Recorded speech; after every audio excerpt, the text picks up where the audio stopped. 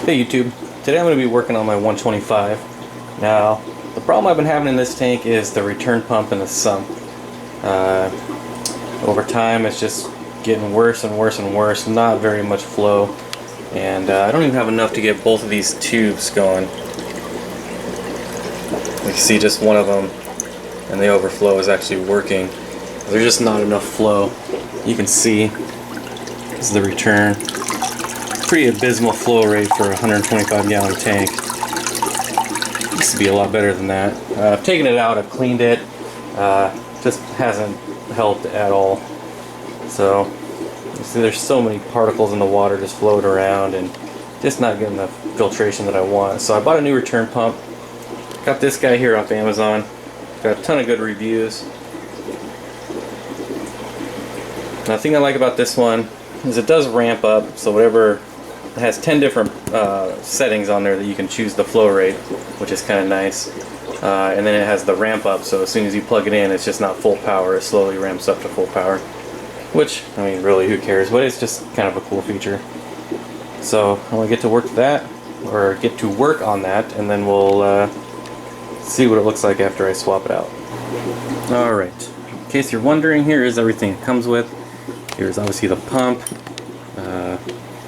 Pretty good size. Definitely heavy.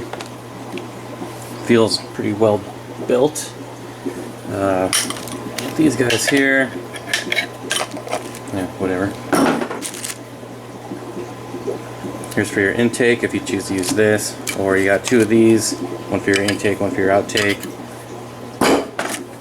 I'll probably use this because it just sits in the pump. It's advertised as internal and external pump, but everything I've read says it works a lot better internal, and the one I have now is internal, so let's keep it the same.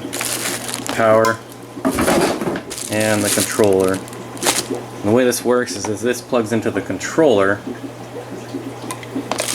and then your power plugs into the controller. You can see that. Kind of. So, I'm going to put this in and I'll be back. Alright guys, here we go. I got the pump mounted in the sump. Almost didn't fit. The sump is 9 inches front to back, and the pump is basically touching on each end. So it's about 3 times the size of the Rio pump that was in here, the Rio 2100. I got the 8 crate and the batting I was using there to just catch any debris. I'm going to have to rebuild it to fit this pump. So that's going to be the next project I'm going to do here.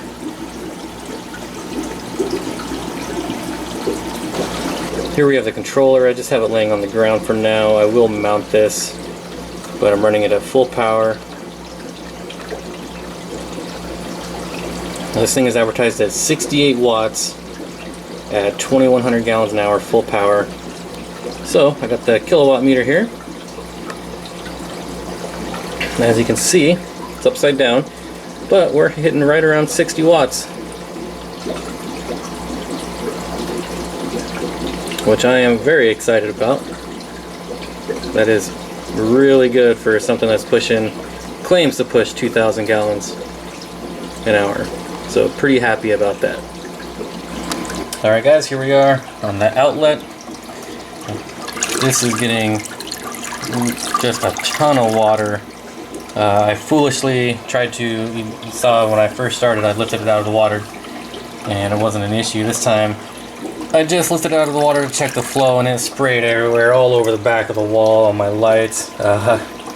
So definitely a ton more flow, and I think I'm actually restricting it because I believe this is only maybe 3/4 inch, but it's 1/2 inch or 3/4 inch tubing. Water is all stirred up, obviously, because I was just screwing around in the sump. But if we can get a shot of that, I mean, a ton of flow, ton of water coming out of there. Really happy with this thing. 60 watts. Next week's project is going to be probably bump this up to 1 inch tubing and make a spray bar. Really happy with this pump. Hopefully it lasts. It's made in China, so you never know. Lots of glare, but you get the idea. So yeah, pretty happy. I can't wait to see how well this water clears up.